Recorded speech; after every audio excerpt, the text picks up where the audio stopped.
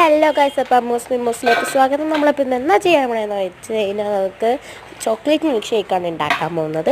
അതിന് വേണ്ട സാധനങ്ങളൊക്കെ നോക്കാം.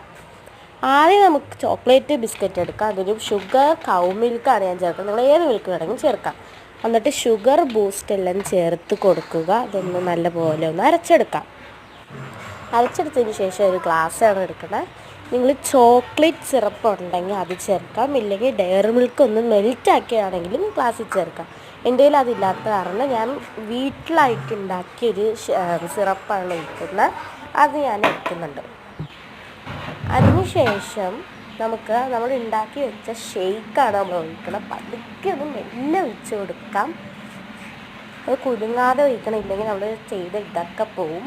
അതൊന്നും കുലുങ്ങാതെ ഒഴിക്കണം. എന്നിട്ട് അതിന് ശേഷം നമ്മൾ മാറ്റി വെച്ച ബിസ്ക്കറ്റാണ് ചേർത്ത് കൊടുക്കണത്. അത് ബിസ്ക്കറ്റ് ഡെക്കറേഷനായിട്ട് രണ്ടായിട്ട് പൊട്ടിച്ച് കൊടുത്തിട്ട് ബൂസ്റ്റ് ചേർത്ത് നല്ലപോലെ ഒന്ന് ഇളക്കി. വാവ്, അരേ വാ, നല്ല ടേസ്റ്റാണ്, നല്ല ഉക്കിരം ടേസ്റ്റാണ്. നമ്മൾ ചാനൽ സബ്സ്ക്രൈബ് ചെയ്യുക.